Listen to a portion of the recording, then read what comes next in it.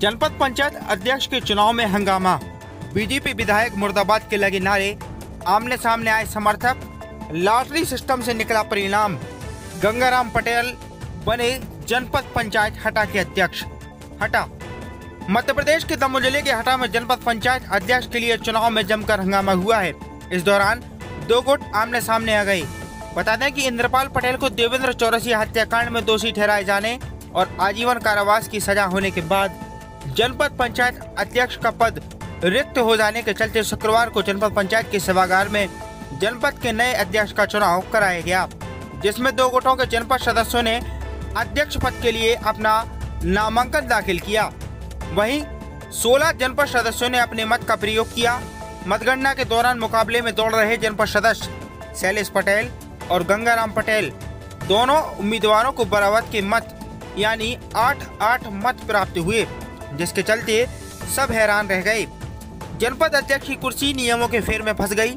वहीं निर्वाचन अधिकारी एसडीएम राकेश मरकाम ने वरिष्ठ अधिकारियों से मार्गदर्शन प्राप्त कर नियम अनुसार अध्यक्ष के चुनाव का फैसला लॉटरी सिस्टम से किए जाने का निर्णय लिया, जिसमें एक बालिका को जनपद के सभागार में बुलाया गया और निर्वाचन अधिकारी ने शैलेश पटेल और गंगाराम पटेल की 2 पर्चियां डाली, जिसमें बालिका ने 1 पर्ची उठाकर अध्यक्ष का फैसला किया।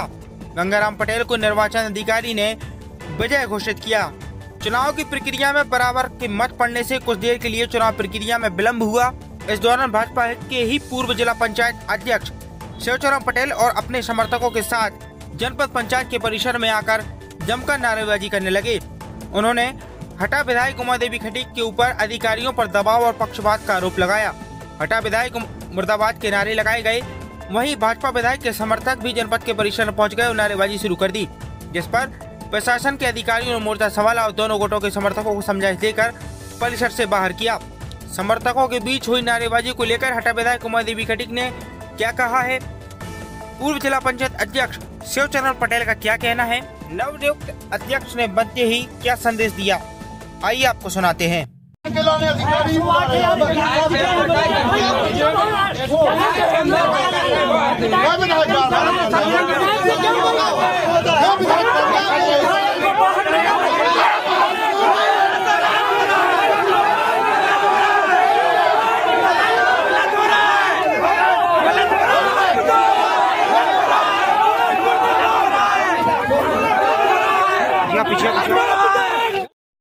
ऐसा नहीं होगा।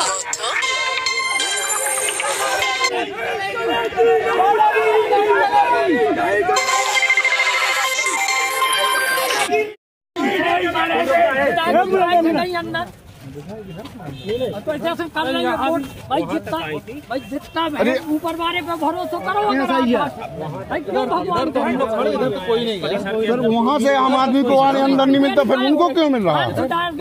विधायक को अंदर आने क्यों मिल रहा है? एक बार भगा दिया आपने, फिर दोबारा क्यों अंदर किया? वहाँ मेन गेट तक क्यों आए विधायक? नहीं सर, वहाँ कोई है नहीं आपका क्या? नहीं तो सर मीडिया आना अलग है, लेकिन कोई विशेष नहीं आ सकता। नहीं इधर कोई नहीं आया, कोई नहीं आया, हम लोग बैठे हैं ना। ऐसा नहीं होगा। नहीं कोई नहीं आया। तेरी तानाशाही नहीं चलेगी, तेरी तानाशाही नहीं चलेगी। न्याय चाहिए, न्याय चाहिए, न्याय चाहिए, न्याय चाहिए। तेरी तानाशाही नहीं चलेगी। मुर्दाबाद, मुर्दाबाद, मुर्दाबाद, मुर्दाबाद, उमा देवी खटीक मुर्दाबाद।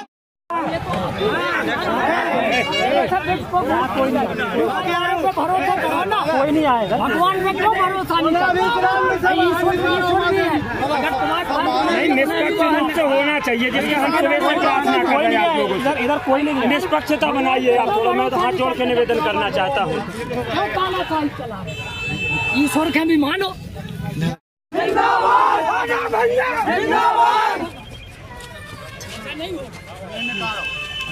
कोई नहीं चलो, आप लोग भी कम नहीं है, सब बात है।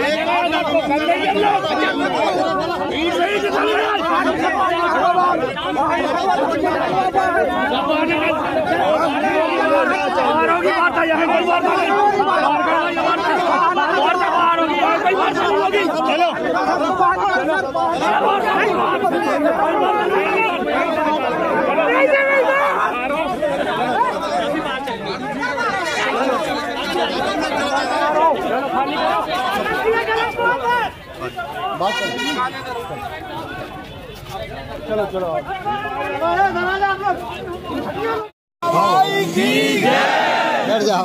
भगवान की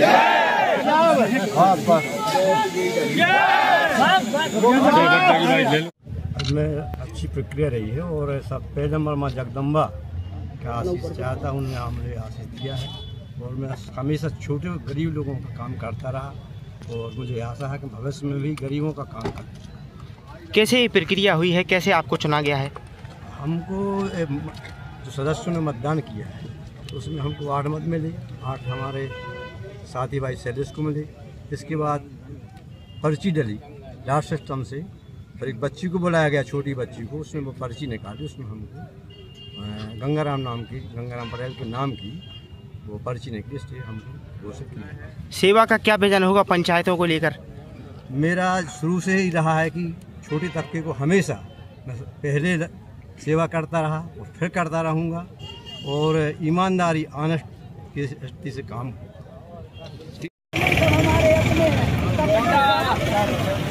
सबका साथ, सबका विकास और सबका विश्वास हमारी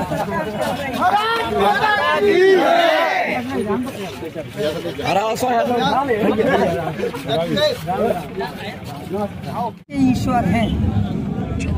वास्तव में हमारे पन्नी बाबा गंगाराम जी वास्तव में बहुत पवित्र आत्मा है।